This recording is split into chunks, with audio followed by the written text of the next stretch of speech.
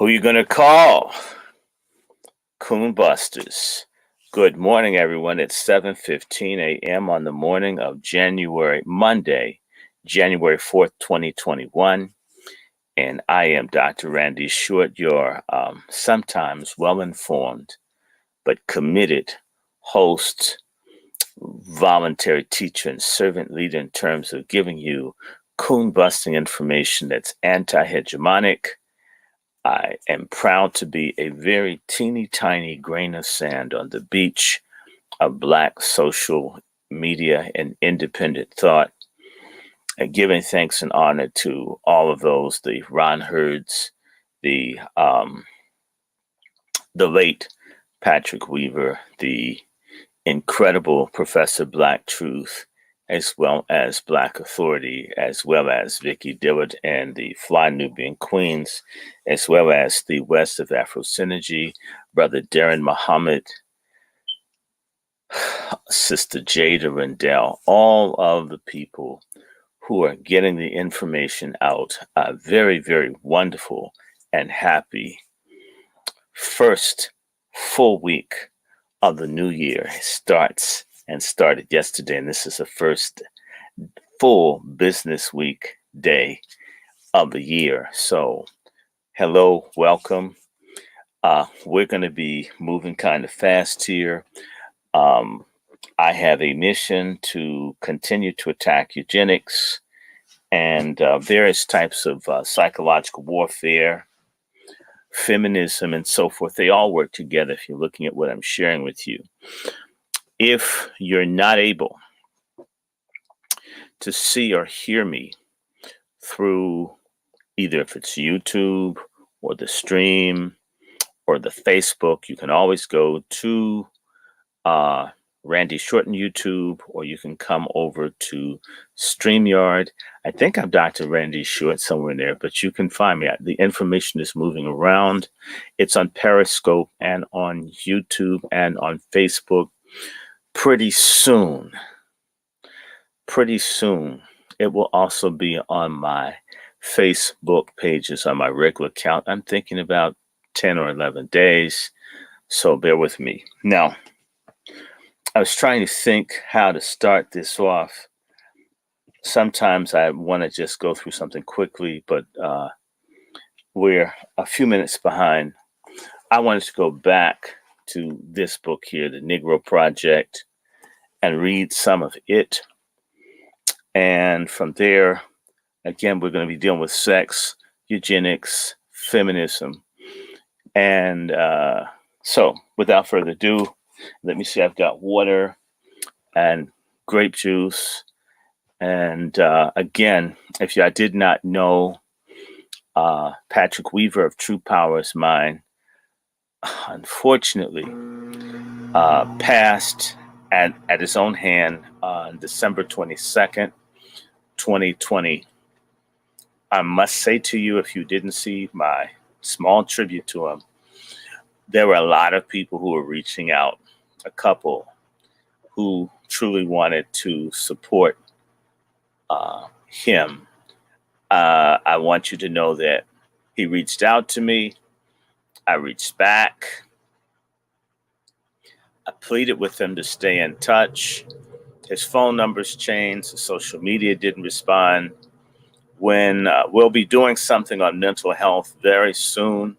There's a book called Mad in America, and there's some other documents, things I believe we need to put out here. Sad way to start my week off with that kind of information. If you got a mental problem or you're depressed, and there are a lot of reasons to be crazy and depressed, if you're Black in America, don't be afraid to get some help. Don't beat around the bush. Don't alienate and anger people that care about you by not being for real. You got my email. I know a couple of people that are mental health professionals that are very decent, that aren't going to put your business out in the street, that can make a referral. Get some help. Get some help. And some people have heard me say it. They think I'm picking I'll tell anybody I've got a super mixed family. I'm black, FBA, whatever it is that's with whatever I am. But if you're involved interracially and that person's not like a high character or totally cool with black people, you're going to have problems in the coming years. This country is not going to become more tolerant. And a lot of folks in these little relationships are going to get their feelings hurt. Their kids going to end up in foster care. They're going to end up getting killed by irate family members that never wanted a Negro around in the first place. Having said that, I've done my public service announcement. I got my grape juice. Yes, I have some Zionist grape juice from Israel, probably picked by Palestinian slaves. And everybody thinks that's God's will, the way they treat those people. My Lord. Let me just get this so when my throat gets dry. So, oh, by the way, MFM to all of you. You need that MFM. We need reparations. We need justice. Joe Biden's a bastard. Please be safe. Stay out of other people's conflicts.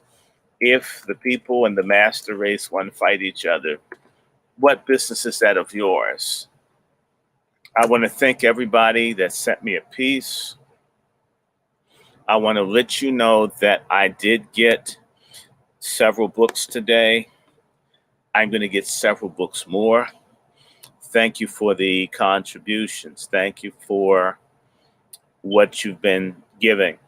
You're going to find in particular, I've got to run after my logo people. We're even going to have, for all of you religious people that are like me, that are Jesus freaks, but black and proud Jesus freaks, we're going to eventually have a channel for black, proud, and conscious Christian folks who want to do something. We're working within our fellowship to do stuff around farming and food. So anyway, without further ado, again, who you're going to call, COONBUSTERS, MFM to everybody. You vac life. Don't let life vac you. 80% of frontline medical workers don't want the vaccine. Why are you thinking about it? What is it that they know? 8 out of 10. They're even wanting to cut down on the dosage. Wait a minute. You mean that now they want to give half of a dose to make it spread around? Well, you mean if half would work, why did you give someone the whole? This thing is completely screwed. Get screwed up if you want. I'm not going to fight with nobody. I don't argue with dumb black people anymore. I accept it. They want to be in the concentration camp. They want to be like barbecued in a microwave oven or something like that. And they're convinced they've got to be in a relationship with the Grand Dragon's daughter because they think a vagina with the swastikas on it is better than one with red, black, and green. That's a problem. Okay. As I said, pull your kids out of the school.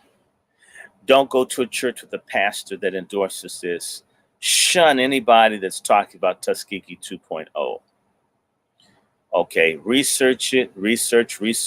By the way, globalresearch.ca, globalresearch.ca. It's a globalresearch.ca for Canada. All the other countries in the world are with ivermectin and hydroxychloroquine and interferon. This is an effort to kill Black Americans. A lot of you, let me get on my soapbox for a minute. A lot of fake ass Black people claim that they couldn't have been slaves. Nobody would have raped their mom in front of them. Nobody would have beat them. Nobody would have done that. Well, if the way that Black people are handling the police, gentrification, everything else makes most Black people fucking liars. With the biggest pack of fucking liars and cowards I've ever seen. And I'm not talking about doing anything militant. I'm not talking about burning or fighting or Even having guns are really useful. Stock up and have some ammo too. Know how to clean this shit. Have a lock on it so your little kid that you didn't want to have anyway didn't abort themselves with the gun that you bought. Everybody else is saying no to this. The only people who are going along with this foolishly are stupid Black Americans. And like I said, if dumb Black folks who won't work with us become an endangered species, it says I'm tired. And some of us come from generations of families that have done the best that they could to lift up Black folks, whether it's a church, movement, union, it's something to help others. And just, we can't drag all this bullshit, asshole, dead weight. So go on and get your asses some shots. And I want Chris Rock to get a double booster shot. I want all the mumble rappers. I want all the no good Black people to be vaccinated. In fact, I would like for us to be vaccinated from being coons. So if them taking the corona shot will free us from sellout, snitch, backstabbing, traitor type Black people, and I don't care about the debilitating effects it would have, get out of our way. We're tired of living like this. We're tired of begging people to think, to read, to not murder, rape, kill, violate, snitch out, betray one another. I hope Clyburn gets a shot. I hope Bobby Rush in Chicago. I hope all of the CBC gets a shot. I hope the leadership of the NAACP gets it. I want all of them to get it. In fact, since they want to be our leaders and they think this is what we should do, let them take it first. I hope Don Lemon gets it. Joy Reid, they'll stick it in her ass. Anyway, the Negro Project. We're coming back to this. I'm going to do a chapter in this.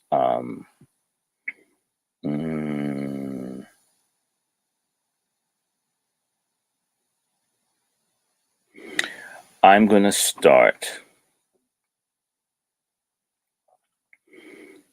and I may skip through this. I'm going to start in chapter 5, and I'm going to see if I can do chapters 5, 6, and maybe 7. It depends. I'm going to try. Let's get ready. This is the Negro Project by Fleury. I've mentioned this to you before, and then we're going to have some fun. What's up with my hair? I cut it off. With COVID, the barber shops are closed, all this other stuff. It's a real annoyance. So I figured I may as well just cut the hair off and let it grow back. Okay, I want to thank all 60 people in the various platforms. I'm starting right now in chapter 5. This is chapter 5, The Horrifying Agenda of Planned Parenthood and the Pro-Choice Movement. Listen to this. Human weeds, reckless breeders, spawning human beings who should have never been born. Margaret Sanger, founder of the American Birth Control League, from the Pivot of Civilization. She's making reference to us. We should have never been born. In the previous chapter of the book, we learned that Planned Parenthood came into existence on January 29th, 1942, when representatives of the 34 state chapters of the Birth Control Federation of America met to change the organization's name and bylaws. We learned that there was a good reason for doing this, as the public's acceptance of eugenics began to wane due to an association with Nazi Germany's race improvement program and the atrocities of Hitler's regime was committing in the name of race purity. We have seen that each state chapter included the words birth control in its mission statement, and that one of its affiliates, New York State, actually used the word eugenic in its bylaws. The language stated that its goals of the state's chapter was to organize on sound eugenic, social and medical principles, interests, and knowledge of birth control throughout the state of New York as permitted by law. We have also seen in these pages how these affiliates replace the words birth control with a more palatable euphemism, Planned Parenthood, to disguise the true nature of the eugenic movement, to wipe out those who the eugenicists consider to be unfit through various means, such as segregation, that means it's blacks, anti-miscegenation law, blacks, new restrictions on immigration, which also includes blacks, sterilization, which included blacks, and ultimately through abortion, blacks. We have detailed how Margaret Sanger, the mother of the birth control movement, had a particular animus towards minorities, and at the top of her list were Black Americans. Her supporters claimed that her Negro Project had only the noblest intentions and that she was merely trying to empower women, especially poor Black women, by giving them access to reliable information on birth control. But a closer examination of the facts reveals that such was hardly the case. In the first place, Sanger considered all minorities inferior and unworthy of life. Blacks held a particularly low rung on the ladder for no other reason than for the color of their skin. What else can explain her alliance with the New Jersey Ku Klux Klan, whose ladies' auxiliary she addressed in 1926? Why would she have anything to do with avowed racists like Lothrop Stoddard, S. Adolphus Knopf, Harry Laughlin, and Madison Grant? And why, to her dying day, did she never lose ties to such individuals?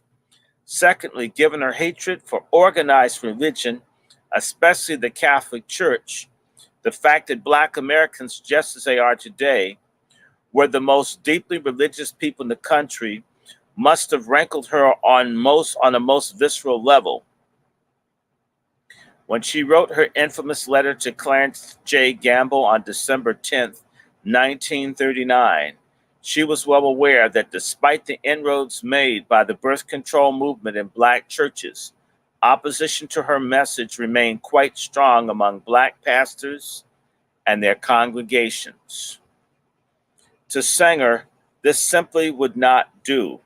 Thus, the need, as she saw it, to hire 3 or 4 covered ministers, preferably with the social service background and engaging personalities, to finally seal the deal and infiltrate these Black churches with the eugenics agenda. Because of this agenda, Black Americans have paid a frightful price at the hands of a woman who, along with her willing accomplices in the eugenic movement, established an organization that has been responsible, first, for an untold number of sterilizations of unsuspecting Blacks, and on later, for the millions of abortions that have been performed on Black women.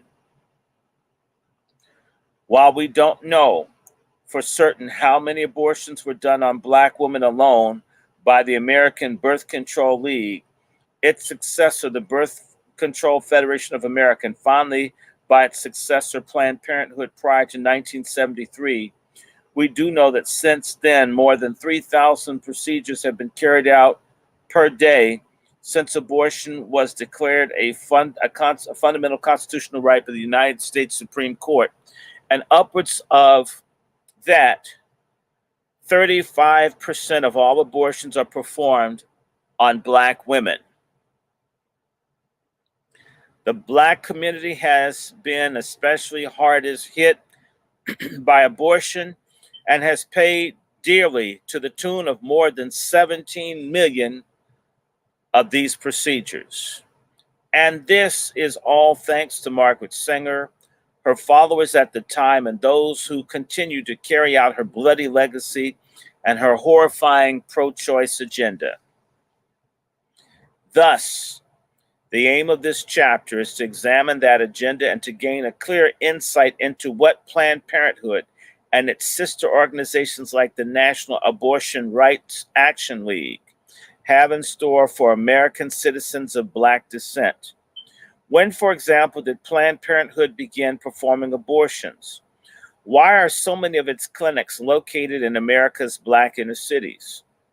Why have atrocities such as those that were committed in the Philadelphia clinic that were run by the late-term abortionist Kermit Gosnell not received the badly needed coverage in the mainstream media that they so richly deserve? And while its position on such forms of birth control, such as RU 487, the so-called morning after abortion for shit pill, is so well known, why do supposed civil rights groups like the NAACP refuse to take an official position on the most savage form of birth control imaginable, abortion? Let's go then where the facts lead us and let the chips fall where they may. We won't like what we find, but we owe it to ourselves to discover the face of ugly truth. Planned Parenthood likes to portray itself as merely a women's health organization that provides a full range of services such as pap smears, mammograms, and breast cancer screenings, and that it only refers women to abortion providers. Yet, the facts show that this is far from the case.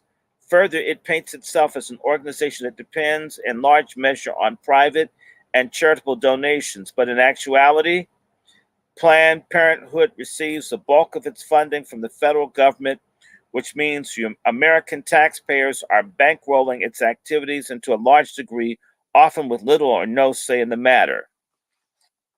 Let me just stop and tell you that the funding of Planned Parenthood is completely illegal in the sense that population control projects under the Genocide Convention, of which the United States is a signatory nation, is unlawful under international law.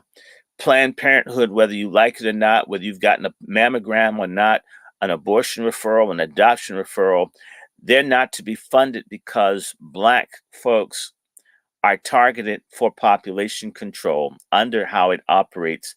Therefore, it's an illegal enterprise. Every single solitary Black elected official, in particular Black females that support Planned Parenthood, support open, crass, genocidal human rights violations. That includes Maxine Waters. She needs to reclaim some facelifts along with the time. These aren't supposed to be funded. Can people get abortions? Of course, it's murder. You do what you want, but understand it's unlawful. But the government violates its own covenants and treaties with other nations to make certain that we die disproportionately. If we're 15% of the population and we're nearly 40% of the abortions, that is genocide, people. And by the way, Latinos are about 35%, meaning that almost 70, 80% of the abortions in this country are done on Blacks and Latinos. And I'm adding them in just to show you they want to get them too, although they make them think that they're white.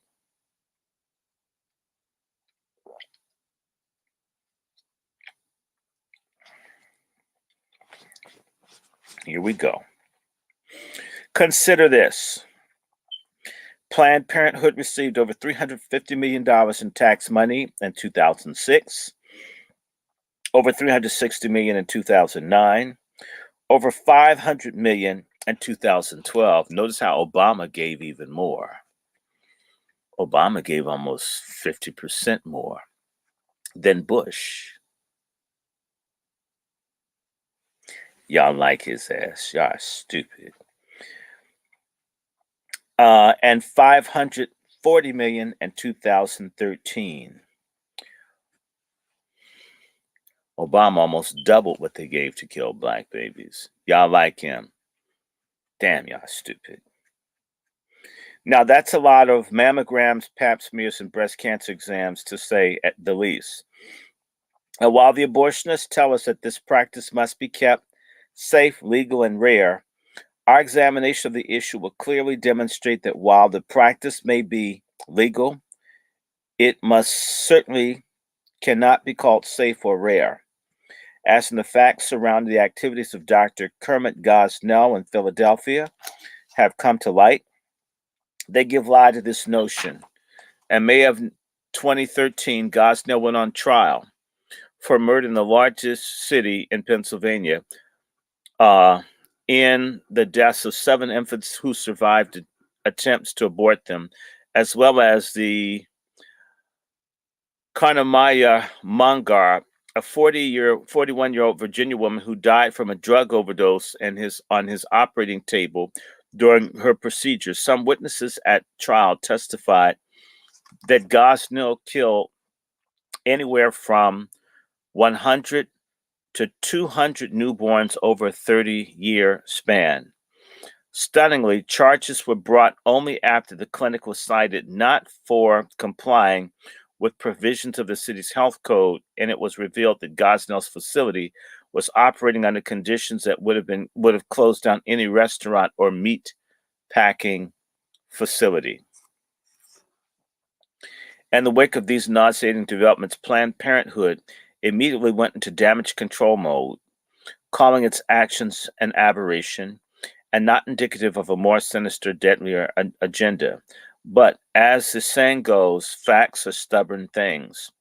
So let us examine facts about abortion and Planned Parenthood's transformation from a supposed women's health organization whose founder publicly opposed abortion into the nation's largest abortion provider, which enabled Gosnell, to whom we shall return shortly, to run his house of horrors in the city of brotherly love for so many years, almost without detection. It has been well documented in these pages that Margaret Sanger began her crusade with the stated goal of providing women with reliable information on birth control. It has been well documented that the search soon led her disastrous involvement with the eugenics movement. She stated that she opposed abortion because it was, in her words, taking of a life. Let the reader be reminded that she did not have to favor abortion, as she was an advocate of sterilizing those whom she and her fellow travelers decided were unfit or inferior for any number of reasons and should therefore be kept from bringing any more of their progeny into the world. Sanger continued to publicly oppose abortion for more than 20 years after the birth control changed its name to Planned Parenthood Birth Control Federation of America changed its name to Planned Parenthood Federation of America in 1942. And in fact, there was a time when its official position on abortion was quite different from what it is today. As late as the early 1960s, it made itself quite clear when it issued the following public statement: an abortion kills the life of the baby after it has begun. An abortion kills the life of a baby after its life has begun. This is surprising, to say to the least, especially in light of the fact that Planned Parenthood Federation of America soon began to alter its position on the taking of unborn life, a stance it completely abandoned in 1970 when the state of New York legalized the practice a full 3 years before the Supreme Court declared abortion on demand to be legal under the Constitution. Sanger's group didn't wait very long to start performing abortions, administering the first such procedures in Syracuse on the first day that New York legalized them. Planned Parenthood soon dropped all pretense on opposing abortion in December 1971 when George Langmuir, the chair of the group's medical committee, wrote an article that was published in that month's issue of the Clinical Obstetrics and Gynecology. In a chilling foreshadowing of things to come, Langmuir wrote, "We support the view that when an unwanted pregnancy has occurred, abortion services should be available, with the decision essentially being made by the patient and her doctor." In summary, Langmuir concluded, Planned Parenthood hopes that abortion will become even more available and supports efforts of others seeking to reform and repeal outdated laws. Let us pause for a moment to examine the gravity of this statement. First, Longmire states that the decision to abort an unborn child, which Planned Parenthood rejected in 1963, should now be left in the hands of the mother and her daughter, with no mention at all being made of the father's wishes should be taken into consideration. This is a stance Planned Parenthood holds to this day, although proponents of abortion have added the words like, and her God, to the statement on the issue. How gracious of them. Secondly, Longmire's article calls the laws that were in place at that time to protect unborn life outdated. It is nothing short of frightening to contemplate that this or any member of the medical profession would refer to these laws in such a way. Sentiment like Longmire's bring to mind the statements of one Barack Hussein Obama, President of the United States, who, as Illinois state senator, opposed the passage of the state's version of the federal Born Alive Infant Protection Act. As the reader will recall, this law would protect survivors of failed abortions by providing them with basic medical services that any patient in a hospital would come to expect, even if they only survived outside their mother's womb for even a few minutes. But Obama opposed this law because, as he put it, it would have violated the wishes of the mother to terminate her pregnancy and the life that would have resulted from it. It is most telling indeed that Obama was the only senator in the land of Lincoln who voted against this law not once, but twice. Thousands of babies in America survive abortions. They are subsequently murdered by nurses and doctors.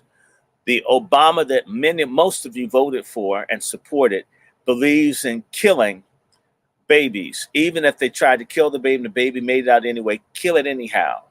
Obama's for baby killing. And so is the CBC. The Born Alive Act is still trying to get through.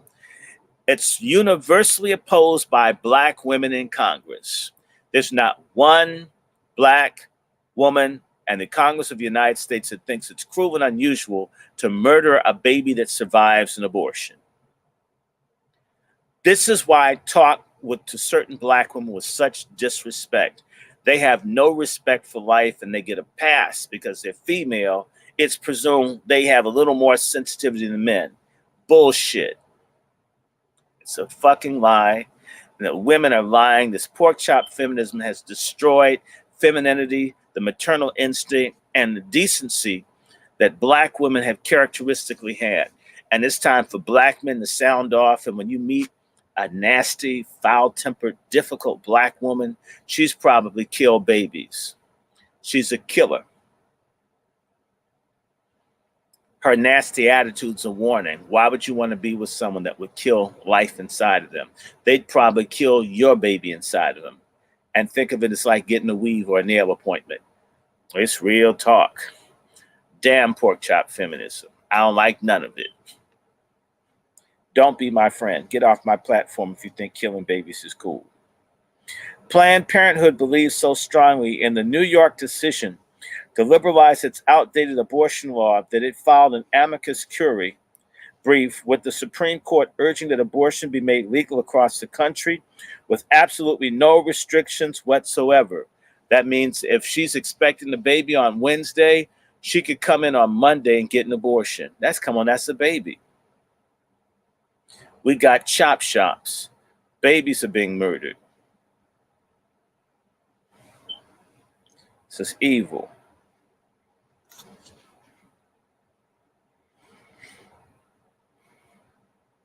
Furthermore, it was so confident of its position that it began to offer abortions in New York City in January of 1973. The rest, as they say, is history. And a tragic one at that. Reliable estimates show that Planned Parenthood performed at least 2,000 abortions from 1970 to 72, but once the Supreme Court issued its ruling on Roe v. Wade. Let's stop for 1 second. The Roe v. Wade case is based on a fraud. The lie is a black man raped a white woman. Okay, and nobody wanted that black baby to survive. So yeah, we got to kill this baby. They used a fake rape of a white woman that never took place to justify Roe v. Wade. The basis of Roe v. Wade is anti-black male hatred. Allow the judges and kill that baby. Don't have that nigga's baby. He's a rapist. All the black women that support Roe v. Wade also support the indictment of black men as being rapists, unfit to have their children survive. And I guess if the white woman's killing her black baby, they should kill theirs too, because they're just crowd followers. They run after white women like they're handing out candy. Yes, we're going to bash on black women and tell y'all have a rebellion against these white tramps that y'all been running with. This is complete bullshit. Black men, it's time to bully these broads. Stop being up under Miss Ann. We're not running up under Mr. Bobo. Why do we accept this contradiction that they go and get information on womanhood, motherhood, family, and manhood and matriarchy from white women? What do we get from white men in terms of dealing with? And what we do get when it comes to the television, it's subliminal. It's something that, is everywhere that, you may not even be aware of. But when these broads actually go to conferences to talk to Klanswomen to figure out what to do about being against men. I don't know of conferences that black men go to be against black women. I know that there are things like the Boule and these Greeks and all that molest and abuse sisters, and I hate all that. And most decent black men do, but it isn't going to another group of men to get information on how to be against their own women. This is something black women, we have tolerated out of black women too long, and we need to shut it down now. Feminism must be kicked out of our community. The sooner the better. It must go. No negotiation. And the best thing you could do is never have a relationship with any woman that calls herself a feminist, or even, and in fact, just any radical anti-family, anti-patriarchal idea.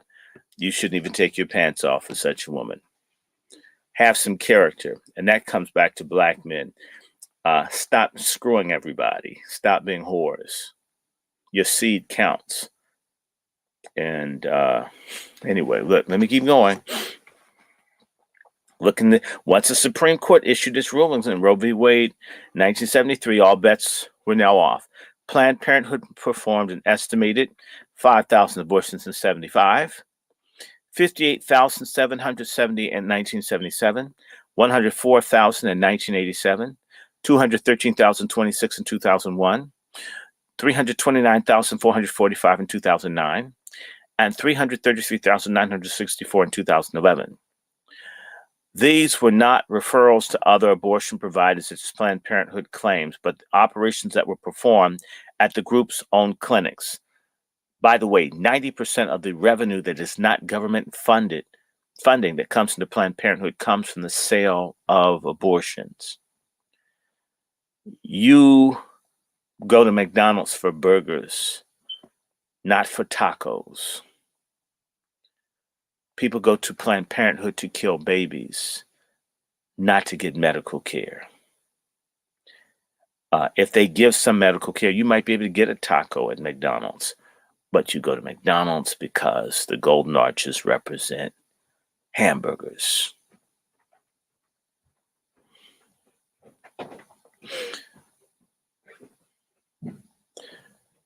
And remember that most of these procedures were carried out on black women. Let me read that again.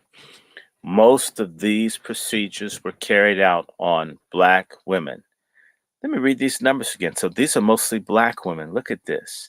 58,700, mostly black babies killed in 77, 104,000 in 1987, 213,000 in 2001, 329,045 in 2009, and 333,964 in 2011.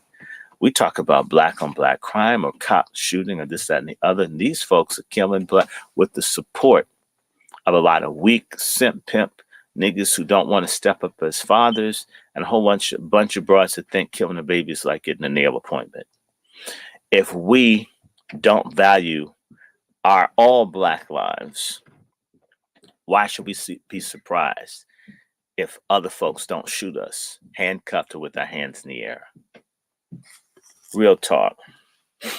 We've encouraged people to kill us by not valuing our lives.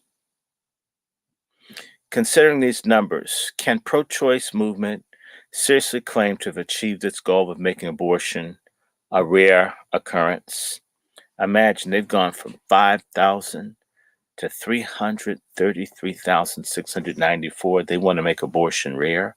Are you kidding me? I want to bring to your attention this thing called Freakonomics. That these people believe that if the crime rate is determined by how many abortions are given to black women, the more abortions that black women have, the lower the crime rate is. It's called Freakonomics. Excuse me. So if they kill 10% of black babies, the crime rate will go down 10%, meaning that they got a theory that crime is based on black birth. It's a justification to kill black children. And this is discussed in universities and put in books, and some pork chop feminists believe this stuff. Let us turn to the pro-choice argument that abortions must be conducted safely, that the woman suffer no ill effects from the procedure. It makes no mention in this argument of the fact that the baby growing in the womb is a human being as well, and that except in the cases where the child is born despite the attempts to abort it, the baby is almost always killed, which hardly makes the abortion safe for the child in question. But then Planned Parenthood, the National Abortion, Narrow, Pro-Life America, and other pro-abortion groups cannot honestly deal with this rather inconvenient truth, to borrow a phrase made popular by the former President Al Gore, without exposing their real agenda.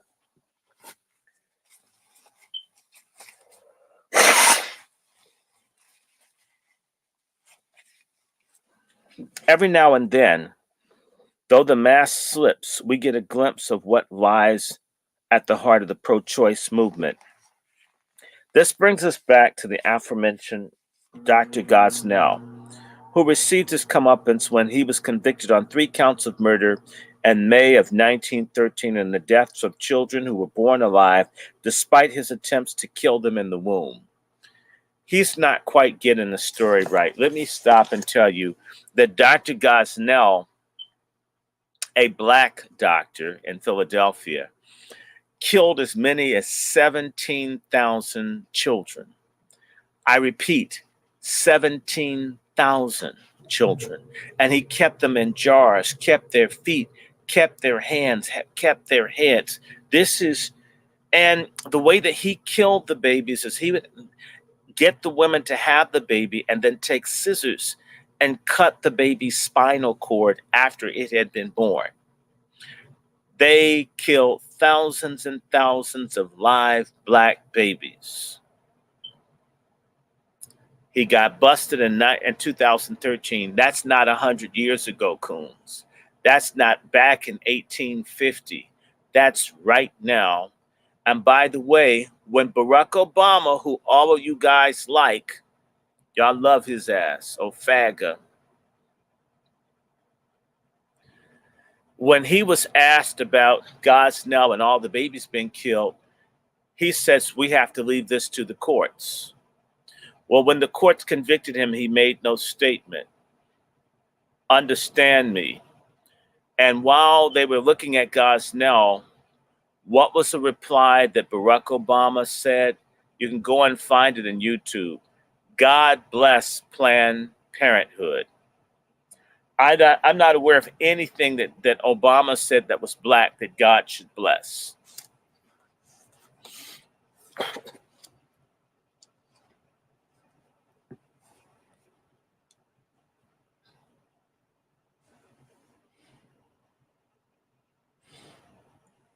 Gosnell was convicted in the drug overdose death of Kanyamaya Mangar, who succumbed on his operating table during the course of her surgery. As the trial unfolded, grisly details emerged about the manner in which the remains of the butchered children were handled. The condition presents in Gosnell's Chamber of Horrors, and disgustingly, his attitude towards both his patients and the children whose lives he had snuffed out before they had even had a chance to be born. Needless to say, the story made national headlines and raised a firestorm of outrage across the country. When NARAL, to its credit, issued a statement condemning Gosnell's actions, Planned Parenthood circled the wagons and poo-pooed his activities merely as an aberration and not all typical of what regularly takes place inside of an abortion clinic. The statement is laughable on its face for the simple reason that Planned Parenthood unabashedly supports the deplorable, despicable, and barbaric practice known as late-term or partial birth abortion. So it's inconceivable that any rational thinking person could come to such a conclusion. Then amazingly, the group blamed Gosnell's action on its favorite target, the pro-life movement, and followed up by calling for fewer regulations on abortion. The answer is regulate it less so they can kill more, right? It did not call for cleaner conditions at the clinics. It didn't even call for facilities to be placed under the same set of health regulations which any other type of clinic or hospital would be required to observe. Many of these places are dirty and filthy, and the doctors are from other countries that don't even necessarily have certification, but it's good enough for Black women, and traitor-ass Black women Democrats in particular think that it's okay for Black women to get chopped up like a ham in a butcher's shop. And yes, I'm on you, Black women. Y'all go for this. Y'all let this go on. Y'all admire Maxine Waters. You admire these folks. They're strong women.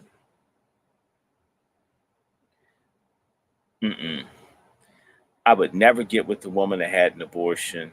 I would never date a woman that had an abortion. I would never marry a woman that had an abortion. Awful.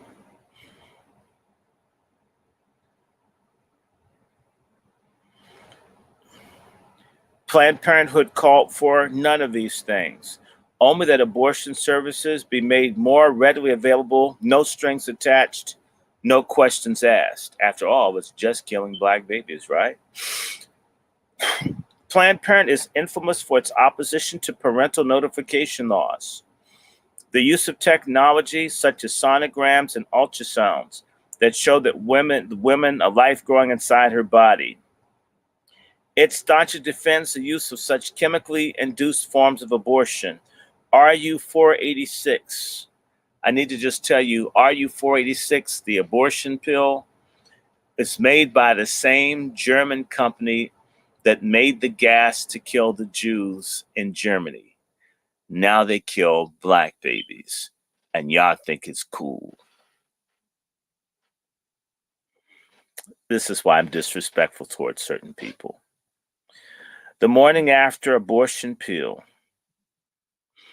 that the Food and Drug Administration authorized for sale in 2013 to girls as young as 15 years of age without prescription of their parents' knowledge or consent.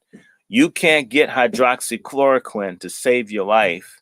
You can't get ivermectin to save your life without a prescription, but you can kill a life inside of you without a prescription, and you don't even have to be of age.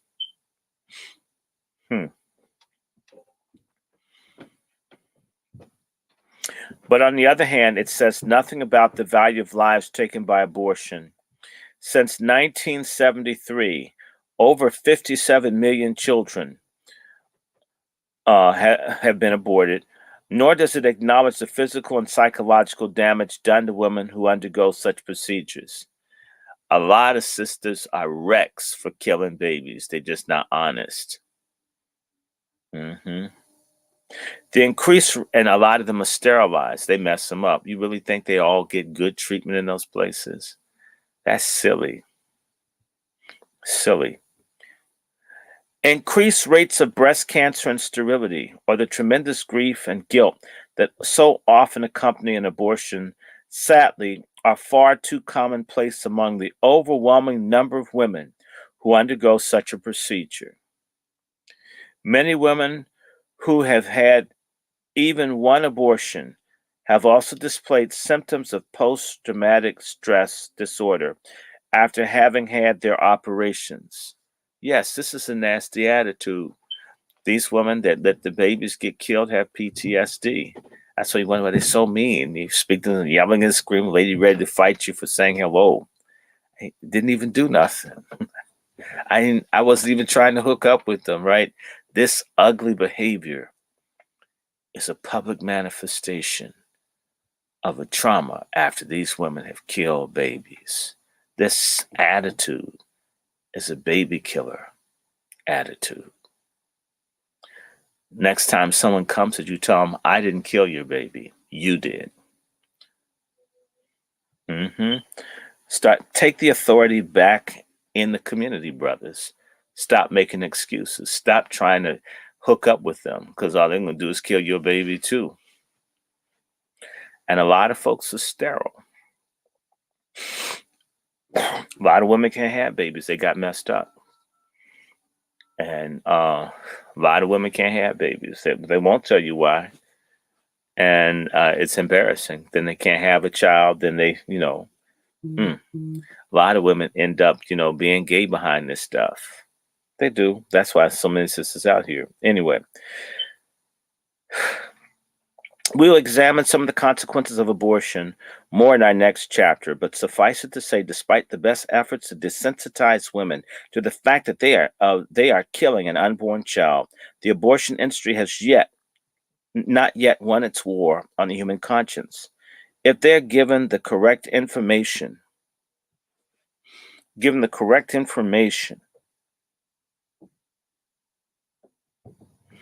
about the risk of abortion to both their physical and psychological health, there is still at least a glimmer of hope that many women will make the right choice and decide to let their baby live after all.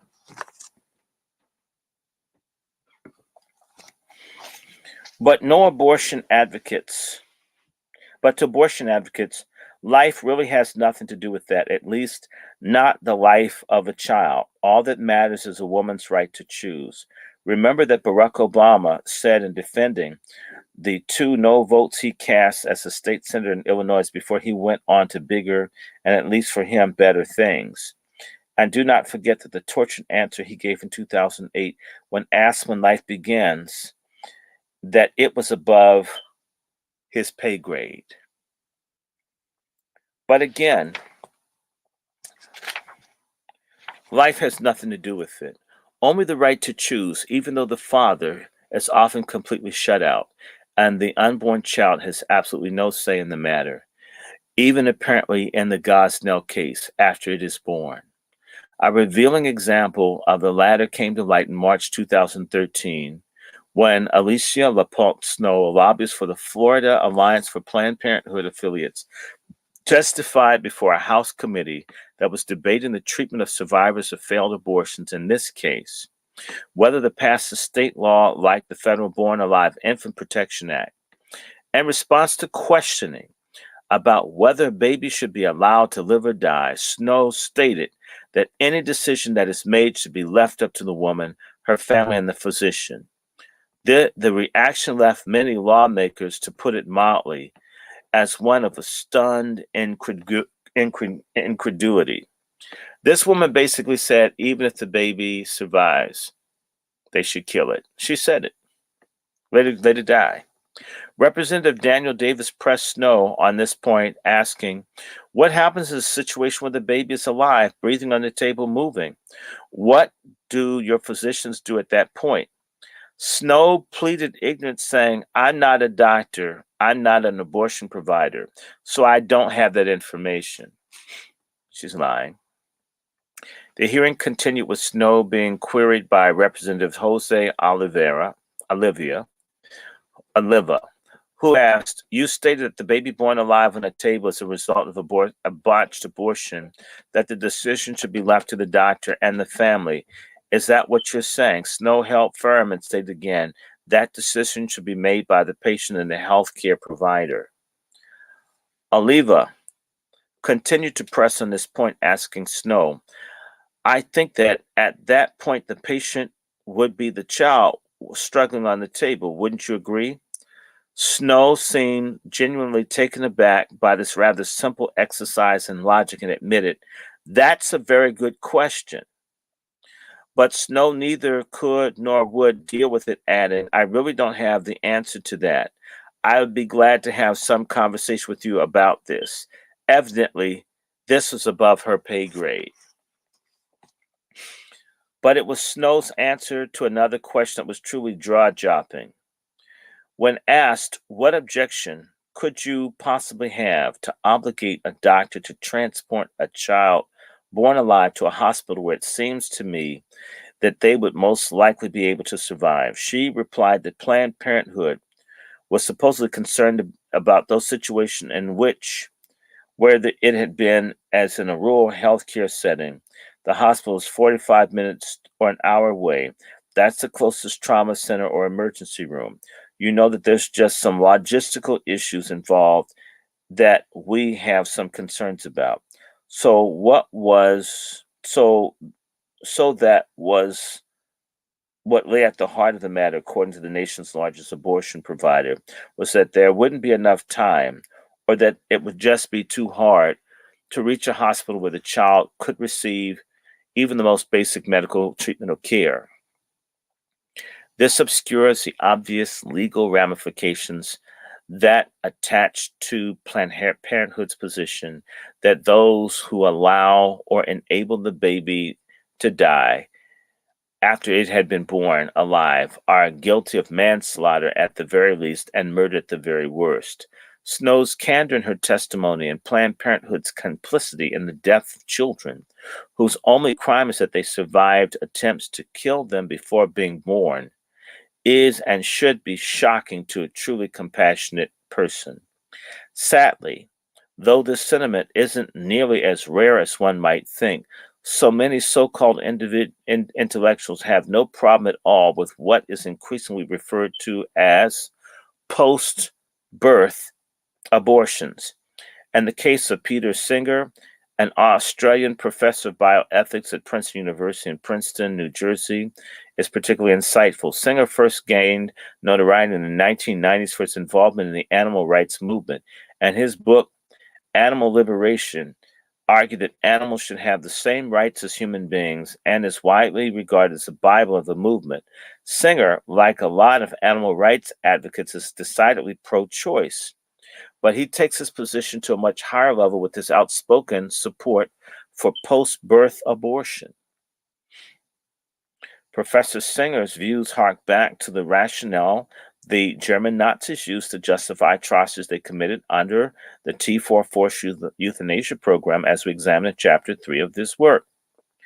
As a reader will recall, the program started out with children who were severely disabled or handicapped, but it was soon expanded to anyone, adults included, whom the regime considered unworthy of life. Singer has gone on the record as saying that parents should have the right to kill their disabled children up to the age of 2 years. Further, this man that believes that animals are at least equal and in some cases superior to humans holds the view that life does not begin at the moment of conception and that a child does not possess rights until the age of 4 months, because that is the age which he holds that personhood begins. To call this statement breathtaking is an understatement of the first magnitude, and it says a great deal about the administration at Princeton, that it would even consider hiring a man who holds such anti-human views, let alone make him a tenured professor in charge of shaping impressionable young minds, is beyond the realm of human comprehension. But is just as mind-boggling as any parent who cares about human life would pay good money, in Princeton's case, tens of thousands of dollars in tuition to have him teach this intellectual dreck to their children. It also speaks volumes. Another Ivy League school, Yale University in New Haven, Connecticut, not only endorses his position, but hosted a conference on non-human personhood, featuring Dr. Singer and like-minded academics in December of 2013. The university's own article about the conference, which is titled Personhood Beyond the Human, and which was co-sponsored by something called the Non-Human Rights Project, sought to lend legitimacy to the chilling proposition that rights are somehow granted by people and not by God. If such is true, then can it not therefore be said that in the case of those who survive failed abortions, that it is perfectly permissible to deprive them of their right to live? And if true, that the rights are not granted by God as stated by the Declaration of Independence, but by man, does it not then follow that we have no rights, unalienable or otherwise, and that those rights that we do possess can be taken away from us at any moment for any reason? These would seem to be rather simple questions, almost no-brainers, in fact, to sane, rational people, but not to Peter Singer and those of like mind. But one would do well to remember that positions held by Singer and his ilk, these are the eugenics, population control, post-birth, abortion rights, non-human personhood, and anthropogenic and human-induced climate change, to name a few, are almost without exception based on little more than pure gut feelings and raw emotion, with almost no evidence, scientific or otherwise, to support their views. In fact, when such evidence to the contrary is proffered, those presenting it are savage as being anti-choice, flat earthers, enemies of the planet, animal haters, etc. What is worse is that they're often singled out for harassment or humiliation in any number of ways. A particularly ugly example of the liberal progressive assault, which was unleashed on one of those that believed in the sanctity of the unborn life, was the infamous and non-existent War on Women, which commenced at the height of the 2012 presidential campaign. Sandra Fluke, a female Georgetown University graduate student, testified that she had been discriminated against by the Catholic school because it would not pay for her use of birth control pills. The Georgetown administration based its decision on the long-standing opposition to the use of birth control by its students, a policy which was under attack by the Obama administration, which had sought to force religious institutions to violate their own core beliefs as part of the Affordable Care Act, otherwise known as Obamacare. It was this policy that Mrs. Fluke found to be oppressive and misogynistic, even though she had known about it from the first day she set foot on the campus, and yet chose not to broach the subject until of this particular moment. Although she could have obtained birth control pills at any pharmacy in Washington for about $9 per month, an amount she could have easily paid out of her own pocket, Fluke argued that this represented an unfair hardship and demanded that Georgetown pay up. The story made national headlines when syndicated radio host Rush Limbaugh called her a slut by asking his audience what someone had demanded that somebody else pay for her sex should be called. Limbaugh realized that he had used language that was, to put mildly, inelegant, and apologized for his remarks, but the damage was already done.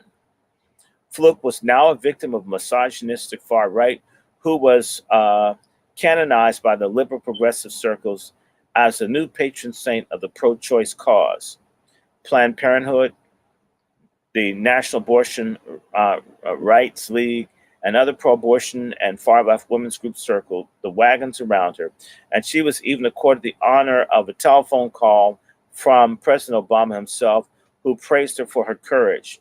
But that was just the opening salvo in what soon became the rights war on women. Limbaugh's remarks about Fluke and his subsequent apology were followed by another gaffe, this time by pro-life Missouri Republican Congressman Todd Akin, who was running for the U.S. Senate, held by Democratic incumbent Claire McCaskill, an abortion supporter. In a debate with McCaskill, Aiken, who was leading her in early polling among the state's voters, was asked about his position regarding abortion and cases of sexual assault, such as rape or incest. And his answer, he alluded to what he called legitimate rape and said that he had been told by doctors, whom he later had to admit he had not consulted, that such cases of a woman's body shuts down and prevents her from getting pregnant. As a result of his remarks, Aiken came off as someone who was not only clueless about female anatomy, but a stereotypical knuckle-dragging buffoon who was dangerously out of touch with women voters in Missouri. Although Aiken realized what he sounded and ardently apologized for its language, it was too late for him to correct the damage he had inflicted on himself. What he should have said, and what he eventually did say, was that victims of rape or incest are especially vulnerable and should have been shown all the love and compassion that they could have been given. But that baby, who had no choice in the way of how it was conceived, should not be killed. However, by now he was unmercifully caricatured in the media as incredibly insensitive, and this charge would dog him all the way through his defeat in November. Aiken's remark and his refusal to withdraw from a winnable Senate race guaranteed that McCaskill would serve at least another 6 years, and that millions of unborn children in the future would never draw their first breath, see their first sunrises or sunsets, take their first steps, say their first words, or start their first day of school. McCaskill was reelected, and thanks to her and her pro-abortion policies, these children would now join the tens of millions who have been denied their first and most critical, unalienable right of all, the right to life. Each of these incidents by itself provided the enemies of the unborn with plenty of ammunition to attack their opponents. But taken together, the Flake controversy and the Aiken incident of the foot in mouth became the perfect storm that the political left had hoped would erupt. Never mind that Sandra Fluke could have walked to any drugstore she wanted and gotten her birth control pills at any time. With no such question was asked, she knew full well that the Supreme Court had ruled decades ago that women had the right to obtain contraceptive devices. But that wasn't the point. The point was to demonize anyone who believes in the sanctity of unborn human life, even to the extent that it was perfectly permissible to lie that conservatives were seeking to deny women access to such pills and devices. In the same way that the left distorted Aiken's remark about legitimate rape to make him appear dangerously naive at least and misogynistic at the very worst, from their perspective, it worked even better than they themselves could have hoped. The left's strategy served the dual purpose of slandering those that seek nothing more than to save the innocent unborn and preserving their political power of those who want to destroy them. It is of critical importance to remember that Margaret Sanger, who was raised in a Catholic family, later became one of the Catholic Church's most vicious attackers. The assault mounted on organized religion in general and against the Catholic Church in particular by the Obama administration in the summer of 2012 would have made her exceedingly proud, as would have Aiken's politically suicidal remarks during the 2012 Missouri senatorial campaign. Both cases gave the left the chance to paint conservatives in general and pro-life advocates in particular as the worst kind of human beings who yearn to turn back the clock and take women back to the bad old days when they were kept barefoot, pregnant, and in the kitchen and subject to dangerous back alley abortions. Of course, as Gosnell's case so graphically illustrates, the left has virtually nothing to say about the dangerous and often deadly consequences women face from the legalized abortions that take place every day on operating tables at the very clinics that Sanger's organization oversees. Tactics employed by the pro-abortion crowd against Christians and conservatives during the 2012 campaign came right out of the late Saul Alinsky's seminal work, Rules for Radicals, published in 1971. This book advised American leftists and their fellow travelers on how to destroy America from within by attacking its institutions and its democratic ideals. dedicated to the first radical Lucifer. Rules of Radicals is a book that operates from the premise that the world must not be taken the way that it is, but rather on how it should be. Rule 13, for example, is quite enlightening to this point. Pick the target, freeze the target, personalize the target, and polarize it. The importance of this tactic must not be underestimated, particularly in regard to abortion. As we've seen, the left immediately picked the target. Organized religion and pro-life supporters froze the target through ridicule, lies, and deception. The war on women and the return to bad old days. Personalize the target again, those who believe in the sanctity of unborn human life. And polarize the target, pro-life supporters who are extremists, who want to deny women the right to choose. Obviously, the left learned all too well what Alinsky had taught, especially where the life issue is concerned.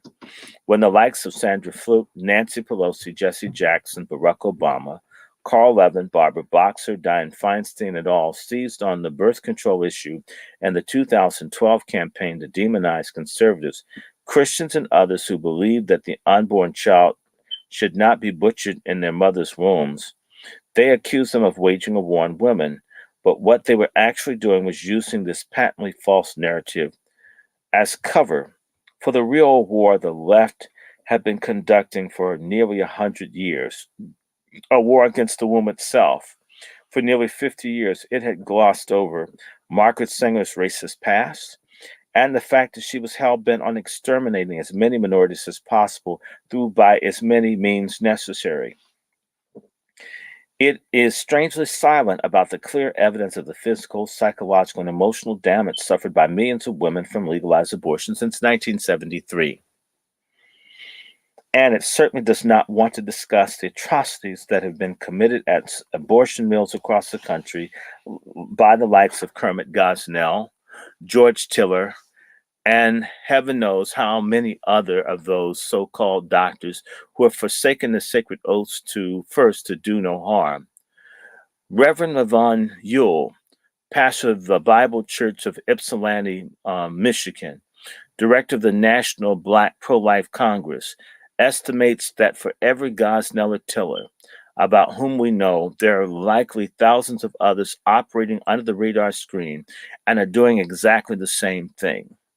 Further, abortion supporters almost completely ignore the Holocaust that's being perpetrated on Black Americans by Planned Parenthood, NARAL, and other like-minded groups, but proudly point to the fact that Reverend Martin Luther King Jr., who gave his life fighting to secure full citizenship rights for Black Americans, was the first recipient of the Margaret Sanger Award in 1966, when Planned Parenthood's official position on abortion was quite different from what it is today. They use his acceptance of this award as some sort of validation of abortion, but his niece, Dr. Alveda King, has quite a different view of the matter. A pastoral associate of Priests for Life based in Staten Island, New York, Dr. King has this to say about the nation's largest abortion provider's use of her uncle's name and image on its website. Planned Parenthood is no stranger to deception. Dr. King, who experienced abortion herself, continues, I know this firsthand because prior to my abortion, a Planned Parenthood doctor told me that my baby was just a blob of tissue. Now Dr. King says Planned Parenthood is trying to imply that my uncle, Dr. Martin Luther King Jr., would somehow endorse the organization today. He most certainly would not. King adds, Uncle Martin accepted an award from Planned Parenthood in '66 when abortion was illegal in every state and before Planned Parenthood started publicly advocating for it. And Planned Parenthood's own citation for Uncle Martin's prize, Dr. King elaborates, not only is no mention of abortion made, it states that human life and progress are indeed indivisible. In 1906, neither the general public nor my uncle was aware of the true agenda of Planned Parenthood, an agenda of death that has become painfully obvious as the years have unfolded. Dr. Martin Luther King Jr. said, the Negro cannot win if he's willing to sacrifice the future of his children for personal comfort and safety. And injustice anywhere is a threat to justice everywhere. There's no way he would want his name or image associated today with Planned Parenthood, the group most responsible for denying the rights of over 145 million babies killed by abortion, one-third of them African American. There's no way my uncle would condone violence or abortion. Violence that Planned Parenthood has always tried to mask, which brings painful death to babies and can result in torn wombs, serious infections, and emotional devastation for the mothers. Let me be clear, Dr. King concludes. Planned Parenthood must stop lying to my family and to the entire community of humanity. The heartfelt and sincere sentiments expressed by Dr. King in exposing the agenda of the nation's largest private abortion provider were presaged by the Reverend Johnny Lee Hunter on Columbus Day in 1999 when he led a march to the steps of the U.S. Capitol to protest two Supreme Court decisions, the 1954 ruling on Brown versus Board of Education and Roe v. Wade nearly 20 years later. Reverend Hunter, a national director of Life, Education, and Resource Network, organized the march and issued a blunt and scathing statement about abortion and the damage it has wreaked on the Black community for more than 40 years. Civil rights, Reverend Hunter declared, doesn't mean a thing without the right to life. Dedicated and truly compassionate Black leaders like Dr. King and Reverend Ewell and Hunter have seen through the smokescreen of lies and obfuscation about the reality of abortion that are too often utilized by the pro-choice movement to advance its agenda, and they have brought the ugly truth to life, a truth which is borne out by these two facts alone from Planned Parenthood. In 1992, according to its own records, 23.2% of the women who underwent abortions at Planned Parenthood affiliates were Black, even though they comprise only 13% of the total female population of the United States. And 4 years later, the group's research arm revealed that 31% of the abortions of these affiliates were performed on Black women, even though they made up only 14% of all women in childbearing age. Calling it the number one killer of Blacks in America, Hunter decries the damage abortion has done. We're losing our people at the rate of 1,452 a day. That's pure genocide. There's no other word for it. Hunter further condemns the nearly wholesale embrace of abortion by Black Americans. Sanger's influence on the whole mindset that Planned Parenthood has brought into the Black community. Say it's okay to destroy your people. We have bought into the lie. We have bought into the propaganda. Addressing the loss of generations of potential future Black leaders through abortion, Hunter goes further. We are destroying the destiny and purpose of others who should be here, he laments. Who knows the musicians we've lost? Who knows the great leaders the Black community has really lost? Who knows what great minds of economic power we've lost? What great teachers? Indeed, who? But Hunter draws from his own personal experience in his travels across America to show that Planned Parenthood places many of its abortion mills as possible in the Black inner city neighborhoods. When I travel around the country, Hunter relates, I can think of only one abortion clinic I've seen in a predominantly white neighborhood. The majority of the clinics are in Black neighborhoods. To bear this out, he cites the Planned Parenthood's infiltration of Black schools with materials to promote abortion as just another form of birth control, a strategy that sadly has duped many Black Americans into believing that there's no other way to deal with unplanned pregnancy other than to snuff out the life that's growing inside a mother's body. For example, Hunter cites a 1999 case from Baton Rouge, Louisiana, which officials of the city school district attempted to distribute birth control and pro-abortion materials in health clinics in the city's high schools. Hunter smelt the rat, and when he delved into the issue, he found that such materials were to be handed out only in the city's Black high schools and nowhere else. He brought the matter to the attention of the Louisiana State Representative Sharon Weston Broome, who had first endorsed the idea of those she had reservations about such a scheme, added that these clinics should be teaching abstinence. Hunter urged Broome to suggest that the materials be distributed at Baton Rouge's white high schools as well, with the predictable results. The idea was dropped by the school district like a hot potato. They only want us not to exist, and we're helping them. This was not the first time that abortion supporters attempted to infiltrate America's government schools, in particular black schools, that Planned Parenthood was leading the assault. George Grant, the author of Killer Angel, a biography of Planned Parenthood founder Margaret Sanger, points out that the group had been at it for at least 2 decades prior to the Baton Rouge incident. And Grand Illusions, a legacy of Planned Parenthood, Grant gives us a chilling insight into the cynical, calculated strategy embarked on by the nation's largest abortion provider and precisely who the target was. During the 1980s, when Planned Parenthood shifted its focus to community-based clinics and school-based clinics, Grant tells us the target again were inner-city neighborhoods.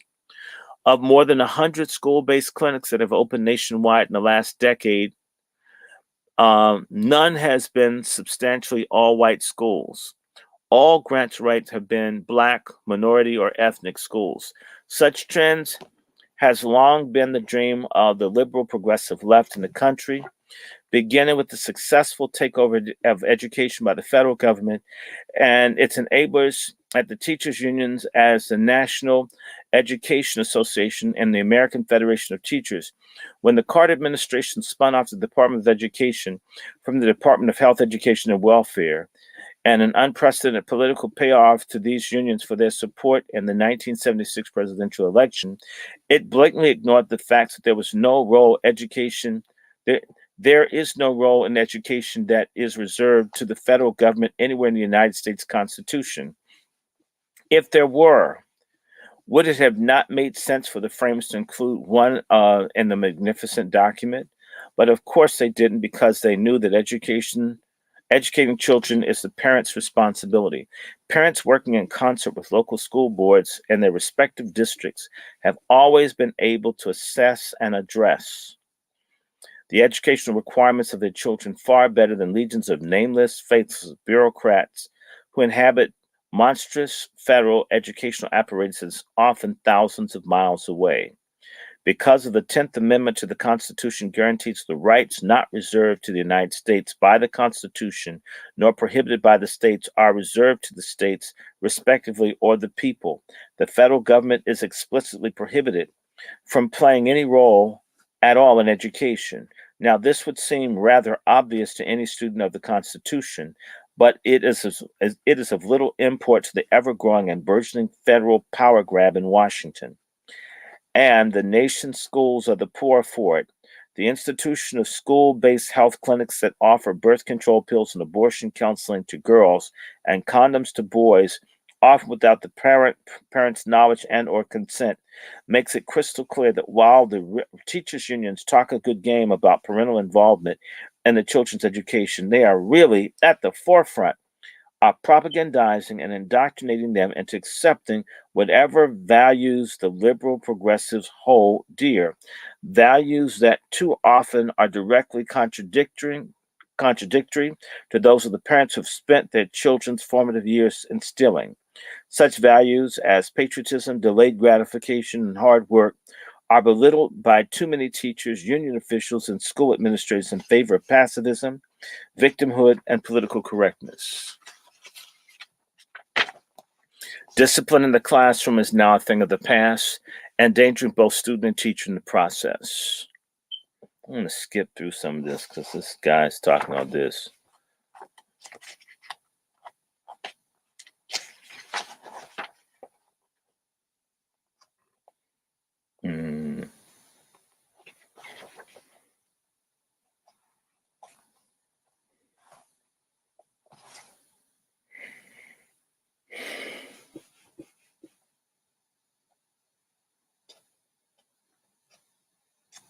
Okay. I'm going to skip some of this stuff.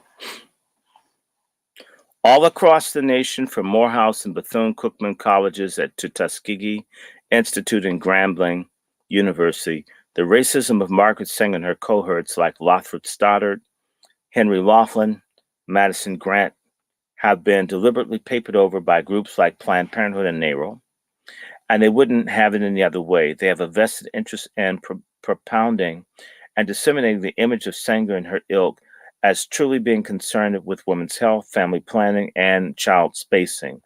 Not that their true intention is to eliminate the inferiors by any means that they had in their disposal, including abortion.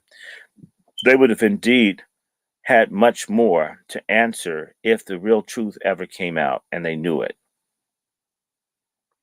Why else would the pro-choice movement begin benign-sounding euphemisms, mention this not only to hide its bloody agenda? Why else would leaders find it so necessary to hide their real history, a history that has long targeted minorities, in particular Black Americans, for extinction? Why did its founder eagerly embrace the New Jersey branch of the Ku Klux Klan that infamous night in 1926? And why does it feel today necessary to tar anyone with a good conscience who opposes abortion as misogynistic, anti-choice, engaged in a war on women? I'm trying to think. Hold on, let's skip. This guy's long-winded. I want to get to the heart of this. I'm ready to go to the next chapter if I see it. Okay, this is almost done. I'm going to flip through this because some of this is just him ranting. I want you to get some facts out of this. Oh, here's a good one. Hold on.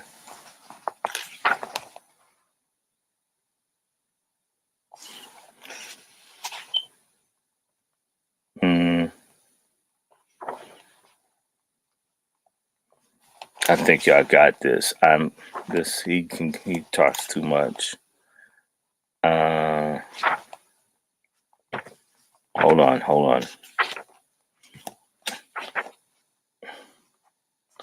I want to do this next chapter. I'm thinking that this is better. And I might stop. Right now, I want to shift gear for a second. Hold 1 second. Yeah, no, I'm going to do this. This is nice and short. Okay. That was too long. That was annoying me. Chapter 6. Y'all can read the rest of chapter 5. Crime, illiteracy, drug abuse, unemployment, and abortion in Black America. Many of us familiar with the extinction level event, which is used by geologists and archaeologists to describe the wholesale disappearance of a vast number of life forms down through the Earth's history, usually blink an eye in geologic time. The two most well-known of these events is the Cambrian Ordovician extinction event, which occurred 448 million years ago and resulted in the loss of 90% of the plant's life forms up to that time, and with the more recent incident that took place 65 million years ago, in which an asteroid struck Mexico's Yucatan Peninsula and destroyed the dinosaurs. Both events give rise to creatures that then dominated the Earth for eons, the first mass extinction following the terrible lizards to ultimately hold sway, the second enabling mammals, including man, to take over. But such events do not take place overnight, as it's often portrayed in the movies such as 1997's Armageddon and Deep Impact.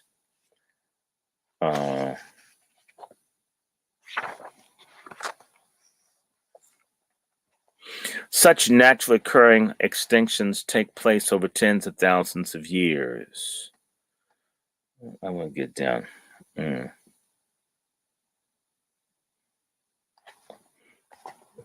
I want to get to the heart of this. Okay. In this chapter, we examine many causes that can only be described as an extinction level event that faces this particular group of Americans. It is nothing short of inhuman that a people could suffer so much over the last 3 centuries, enduring a heinous form of bondage until only 150 years ago. And it is a tribute to the triumph of the human spirit that once Blacks emerged from the horrible experience, they were able to overcome such monstrous and unspeakable evils as segregation, and the lynchings that followed their emancipation. However, Blacks were not full citizens, despite the many attempts by Republicans to correct that injustice. Democrats, especially those in the South, fought tooth and nail at every turn to deny them any form of citizenship. Even after Abraham Lincoln issued the Emancipation Proclamation, Democrats urged the passage of the 13th, opposed the passage of the 13th, 14th, and 15th Amendments. They rolled back the rights of blacks in the South after Reconstruction, and they shamelessly unleashed their paramilitary arm, the Ku Klux Klan, to undermine the new rights guaranteed former slaves and their descendants.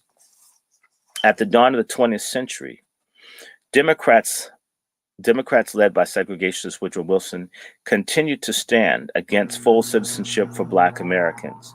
And the early 1900s saw Blacks continue to be denied their basic rights as Americans by people like Sheriff William Bull Connor, Governors George C. Wallace, Orville Faubus, J. William Fairbright, and Senators Albert Gore Sr., James Eastland, and Sam Ervin. Those who are old enough remember that Ervin chaired the Senate committee that was charged with impeaching Richard Nixon until the president resigned and disgraced in the wake of the Watergate scandal in 1974. Even as late as 1957, when President Eisenhower attempted to get civil rights legislation passed, it was the Democrats who bitterly opposed it, including Texas Senator and future President Lyndon B. Johnson. Democrats fought passage of the Civil Rights Act in '64, the Voting Rights Act a year later. President Johnson finally supported the legislation, but for purely cynical and naked political reasons. President John F. Kennedy had been murdered in 1963, and he had favored the passage of the civil rights legislation before his death. Because JFK had gotten tremendous support from blacks in the 1960 election, his assassination hit them particularly harder than other groups of Americans. They recalled how he called Reverend Dr. King after the civil rights icon had been jailed for his activities, while Kennedy's opponent, Richard Nixon, had not. King backed Kennedy for the president, and JFK in return backed civil rights legislation in return for that support. However, it languished in the House and Senate until Kennedy's death on November 22nd, 1963. It wasn't until Johnson received support from Republicans in the Senate and not the Democrats that the Civil Rights Act of 1964 finally became law. In fact, Republican support was crucial in securing the rights of Black Americans after centuries of lynching, oppression, and discrimination of all kinds. More work still remained to secure the right to vote, the battle which was won when the Voting Rights Act of '65 was passed again, with little thanks to Senate Democrats like Gore, Eastland, and Ervin. And we must not forget another Southern Democrat, Robert Byrd of West Virginia. And Byrd it should be noted, is a former Kleagle, or recruiter for the West Virginia branch of the Ku Klux Klan before he came to the Senate, where he would one day be revered in progressive circles as the conscience of the Senate. None of these Southern lawmakers had anything to do with securing either civil rights or voting rights for Black Americans. Rather, it was Republicans, once more, living up to their heritage as a party that was founded to end slavery that got the job done. Although Johnson had portrayed himself as a champion of the cause for civil rights, he was later shown to have done this not out of any sense of justice for the millions of Americans of Black descent, but out of nothing more than pure pragmatism and political expediency. In his book, Inside the White House, author Ronald Kessler reveals the blatant cynicism President Johnson expressed to two governors while traveling on Air Force One at the height of the civil rights debate.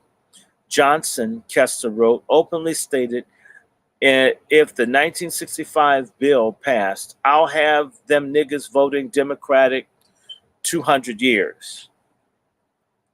LBJ was cynical, pragmatic, and opportunistic, but it was also prophetic. As time went on, more and more Black voters abandoned the party that had freed their forebears for the party that had enslaved them. As more Blacks left for the Republican Party, their support for Democrats increased almost exponentially, even as the social programs that would soon prove to be devastating to them were put into place. As the decades passed, Black support for the party of slavery, Bull Connor, Jim Crow, the Klan, and abortion grew so dramatically that by the turn of the 21st century, Democratic presidents received almost monolithic support from Black Americans. In the 2008 election, Barack Obama was elected by jaw-dropping 96% of the Black vote. That is the kind of support Americans would expect a tyrant in a banana republic or a dictator in a communist regime to receive. To be sure, many Americans wanted to be part of history and to vote for the first Black president. Never mind the fact that his mother was white. In politics is, after all, everything. However, the facts surrounding Obama's past were never seriously examined, save for a few brave souls in the conservative media who warned that Obama was not what he seemed to be. Had his dealings with terrorists like former Weather Underground member William Ayers and Bernardine Dohrn been more widely publicized, had his decades-long association with the radical Jeremiah Wright gotten more passing scrutiny, and had people taken a hard look at his views on terrorism, economics, race, and yes, abortion, we might have been spared the disaster of his administration. Yet as the economy began to tank early in his tenure as president, as energy costs continued to skyrocket, as the world's best healthcare system was deliberately dismantled, as America once again came under attack from devout Muslim terrorists, as our world standing took a nosedive, as race relations continued to deteriorate, and more Black babies fell into the tender mercies of the abortion industry, Mr. Obama was still able to enjoy near unanimous support from Black voters. Although few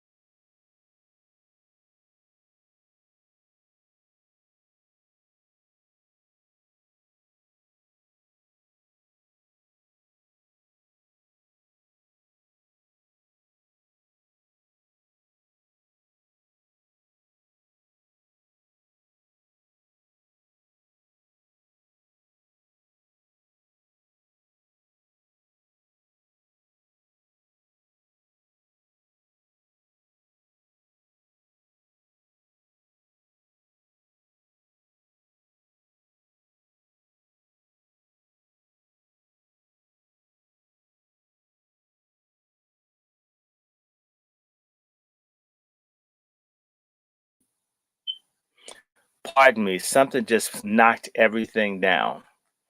I mean, I was looking, this has been interesting. Let me see.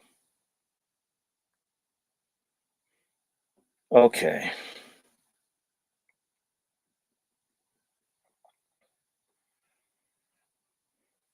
I'm going to go back and read this thing.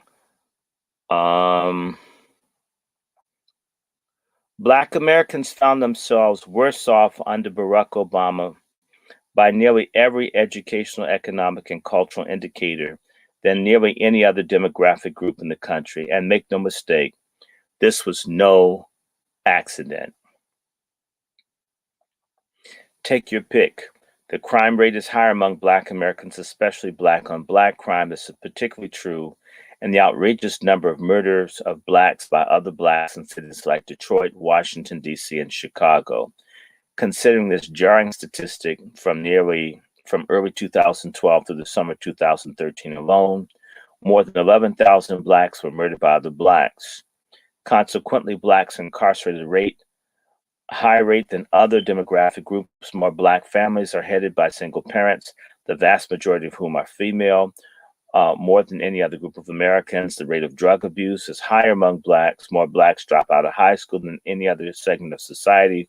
More Blacks are unemployed than any other group of Americans. Because of these disastrous government approaches to public education, Blacks are more functionally illiterate than any other group of Americans. More Black families are in form of government assistance, including food stamps, than any other group of Americans.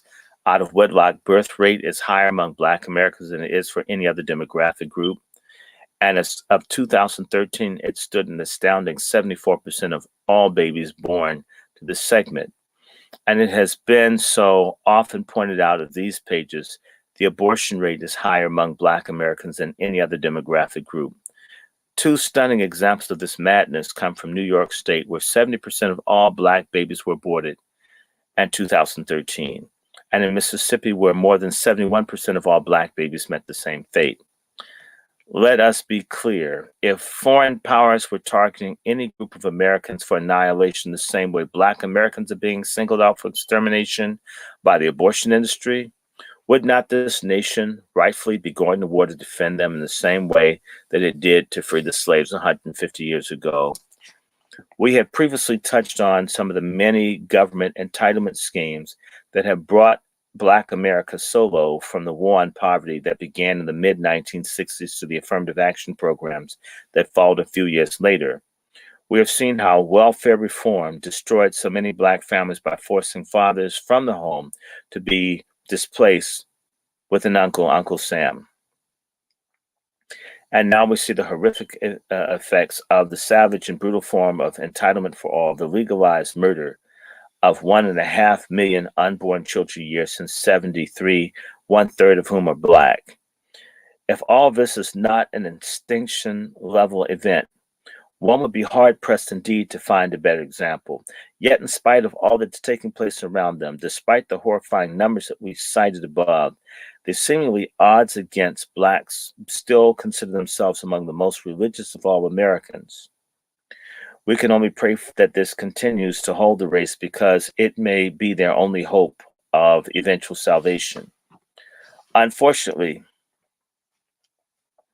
there are far too many Blacks who seem to suffer from some form of mass amnesia about who it was that held their ancestors in bondage and who it was that liberated them. It is truly astounding to this day and age, with so much information that's readily available at the mere touch of a computer key, where anyone can access a proper website, that Black America remains so ignorant about its past. There are a number of explanations for this, from the dumbing down of our government school students to the need to foster continuing attitude of victimhood by politicians and social activists to serve their own purpose. It is a deceitful and dishonest, and only serves to further divide us as a people in the nation. This is why the demographics are so important, so crucial in studying what is happening to Black America. Let's skip over.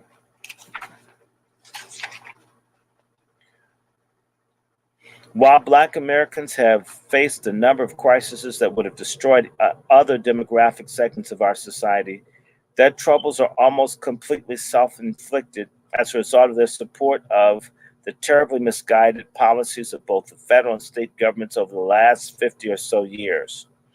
Nowhere is this more evident than in the Black community, which has been ravaged more by the breakup of the nuclear family than any other demographic group. Single-parent families are more the rule than the exception.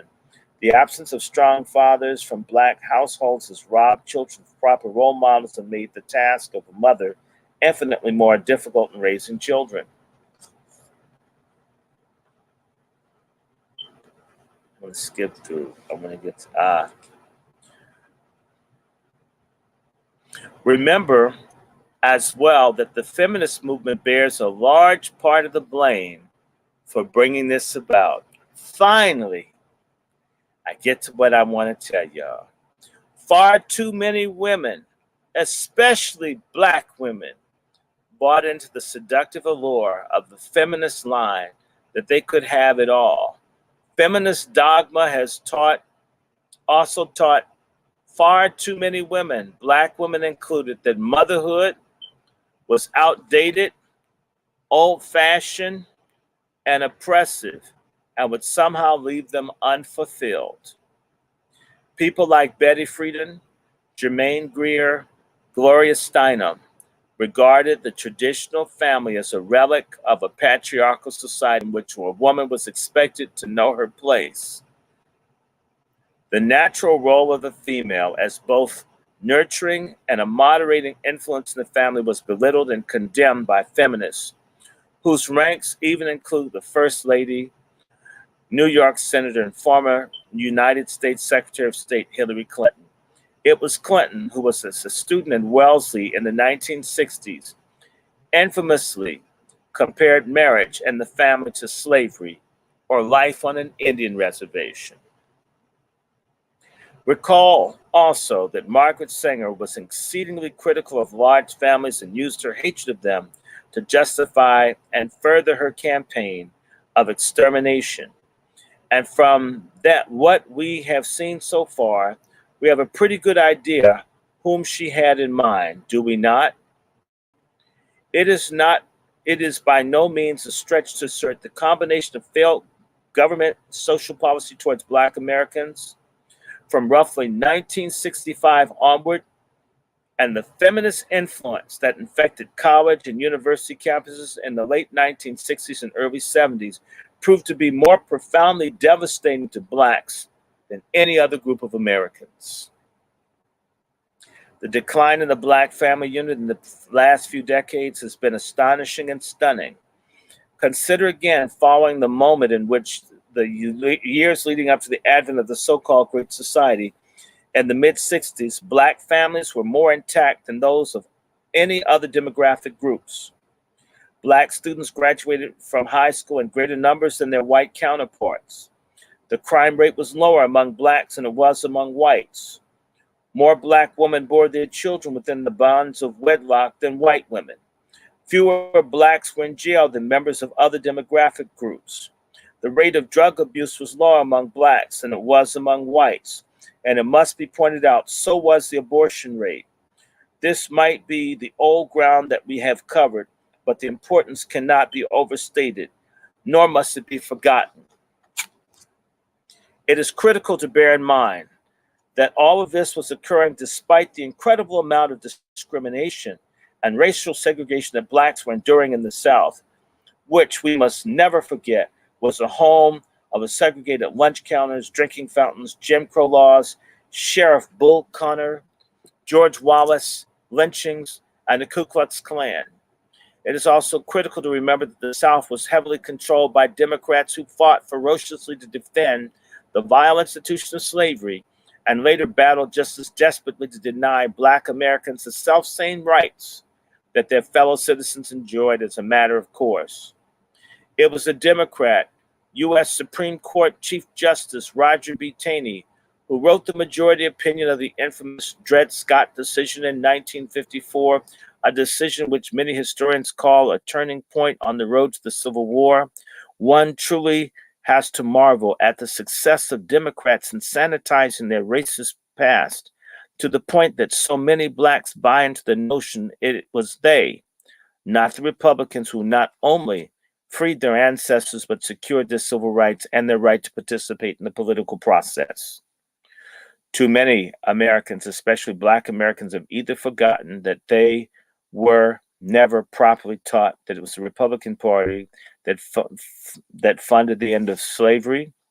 It was the Republican Abraham Lincoln who issued the Emancipation Proclamation. It was the Republicans who introduced the first civil rights legislation in 1967. They're dangerously ignorant of the fact that Republicans authored the 13th, 14th, and 15th Amendments to the Constitution. The public schools in the South were segregated in 1957 by President Dwight D. Eisenhower, Republican. That the GOP introduced the first civil rights legislation that same year. Wasn't a Republican government. It wasn't a Republican government that stood in the Doorhouse in Little Rock in 1957 attempting to block Black children a chance to get a good education. It was Orville Faubus, a Democrat, a committed segregation, who did that. It was not a Republican government that declared his undying devotion to racial status quo and defiantly endorsed segregation now, segregation tomorrow, segregation forever. That was Alabama Governor George C. Wallace, a Democrat. Too many Americans, including Black Americans, also do not know and were never taught that it was not Harry Truman, a Democrat, who actually segregated the armies, the armed forces. It was a successor, President Eisenhower, who finally sealed the deal. They evidently do not know either that President Woodrow Wilson, a Democrat, refused to open up the armed services to full participation by Black soldiers and sailors in World War I. Wilson was an unabashed segregationist who not only threw in with racist Southern Democrats, but refused to back anti-lynching laws, and worse, openly courted the paramilitary arm of the Democratic Party, the Ku Klux Klan. Far too many Blacks have been kept blissfully unaware of the real history of a party that held their forebears in bondage for nearly 300 years and was literally dragged kicking and screaming into finally acknowledging their rights, the inalienable rights that the rest of their fellow citizens take for granted. And it wasn't the Republicans. This was not an exercise in political partisanship, far from it. This book is about getting at the truth, and the truth, as painful as it may seem to some, is that the Democrats who fought tooth and nail at every turn, first against freeing the slaves. When that failed, they fought just as hard as against them securing their rights, and chose and those of their descendants. But despite these defeats, the Democrats, through decades of sanitizing their image and purging the ugly truths, have largely succeeded, and brainwashing Black Americans to the point in the present day, in nearly monolithic numbers, for the political party that fought so hard to keep their ancestors in chains, the Democratic Party. Consider this: 96% of Blacks voted for Democrats in 2008. The presidential election in 1994. 94% voted the same way in 2012, despite the fact that the man that they helped elect, Barack Obama, instituted economic and social policies that were unmitigated disasters for those who helped put him in office. As we have seen, the Black unemployment rate skyrocketed. Food stamp dependency increased almost exponentially. More Blacks were senselessly murdered at the hands of other Blacks and police. Out-of-wedlock birth rates in the Black community rose to such a point that in 2012, nearly 3/4 of all Black babies born to females were those who were not married, nearly a tenfold increase over what it was in the early 1900s. And tragically, more unborn Black babies were aborted in Obama's first term as president than any other demographic category. What can explain this? Why are Blacks historically among the most religious and socially conservative of all Americans, and who should be in tune with the horrors of their ancestors they experienced so blithe and blasé about an extinction-level event that is staring them in the face at this very moment, an event that is largely due to policies enacted under the Democrats? Because of them, millions of Blacks have been deceived into accepting a new kind of slavery, on a new kind of plantation, A slavery on a plantation that is every bit as insidious, as vile, and suppressive as anything anyone in the antebellum South could have ever devised. A slavery of dependence on government. A crisis that is facing America's Black citizens is one that should have never taken place. But with the expansion of the welfare state in the 1960s, the crisis was on. Fathers were expelled from the Black home, denying their children a strong male role model. The weekly paycheck was replaced with the monthly stipend, making the recipient dependent not on their own drive or initiative to make a living, but on a politician in Washington for their sustenance.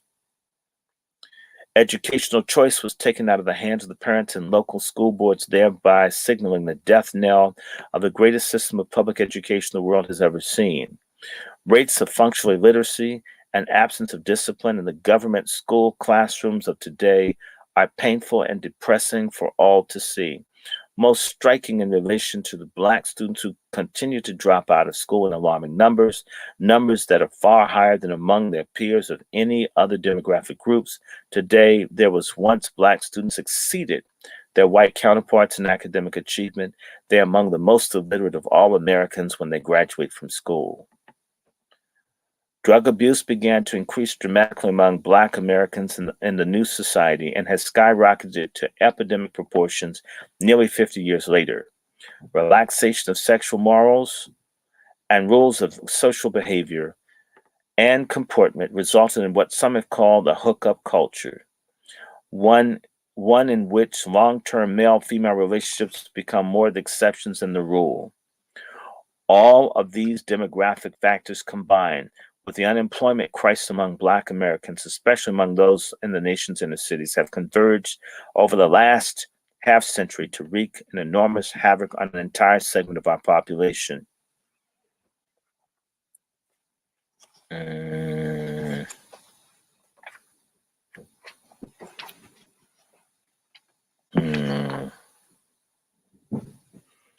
going to stop here.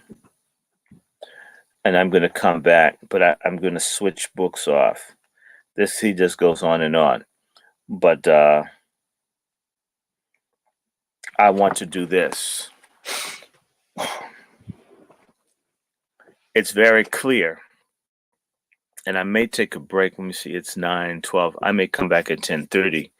I've got to do a little bit of business. The book, this isn't perfect. He's a conservative, but this is a Negro project. I'm going to come back with my feminist books, but Margaret Sanger, we've lost 20 million Black people, 20 million Black folks we've killed. We're not paying attention. They give money to illegals to have their babies in America, and they encourage us to kill ours. We must stop this. There are things that we can do. Something we can do. I'm going to stop. It's 60 million abortions. Blacks are about a third, so it's 20. We got a third of the abortions happen amongst us. When I come back, I want to jump straight into feminism. And eugenics. So don't worry, it's here. I'm gonna probably take a break just because I think I have my computer up high and it kicks the glare gets on my nerves. I'm going to take a break here, and I'm going to send out a message, and I'm going to resume at about, it's 9:13. I'm going to probably pick up at about, I'm going to give myself about, what, an hour and some change. Let me see. We've done this 2 hours. I'm going to take a minute. Did I see your message? No, I'm reading.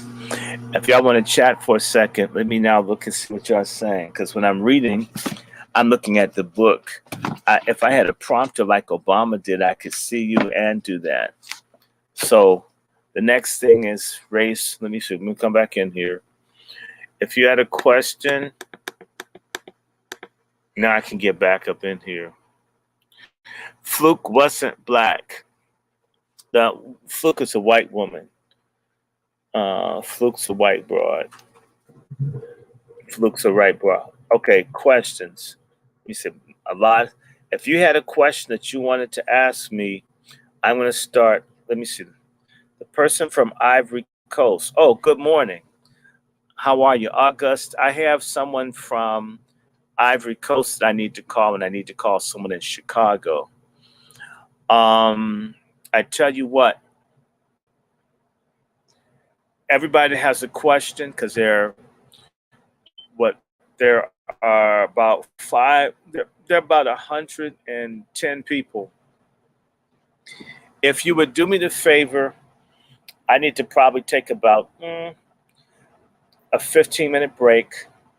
I can either leave this on and come back, but I need to probably come back maybe at 9, maybe take a 15-minute break here, or cancel this and come back. What I'll do is probably try to start. I'm going to take a 30-minute break. 30 minutes. So I should come back at 9:45. So I will resume at 9:45. Hey, how are you, Kawasi? I need to call somebody from Ivory Coast and someone from Chicago. So let me see. If I take a break, I'll come back at exactly 10. And I hope this thing lets me jump back on. Is everybody there? Okay, I'm going to do a part 2. And we'll just keep this moving. But we got our first 2 hours in. Sorry about all the disruptions.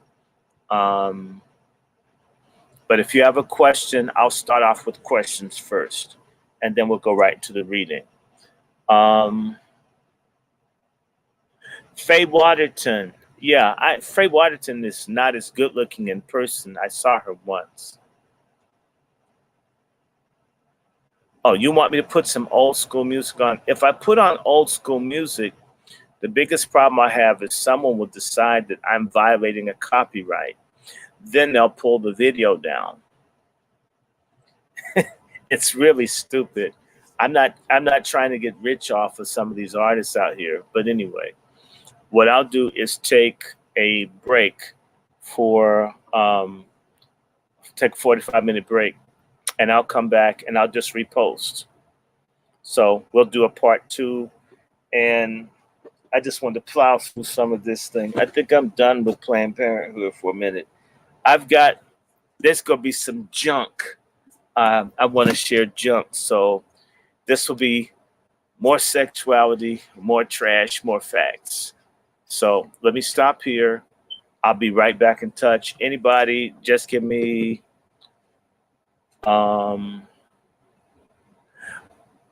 everybody with questions, like I'm getting questions, you should email me, wrandyshort@gmail. That's also my PayPal and Zelle. And if you want to drop a piece of me, like $1 or $2, so I can get me some more books, you know how to do that. Anybody can email me questions. If I don't answer a question and you want to ask me, email me, wrandyshort@gmail. That's my PayPal as well as my Zelle. And of course, Dr. Randy Short is my Cash App. I'm going to come back about 10. I'm going to stop here, take a break, give my eyes a second, and then I'm going to do some feminism, sex, racism, and eugenics. That dude's writing. Sometimes people's writing's annoying. They just go on and on, beating around the bush. Thanks. Love everybody. COONBUSTERS, I'll be right back. See ya.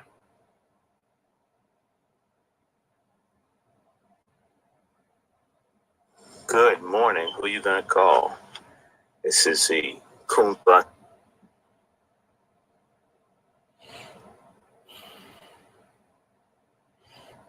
Stop for a second.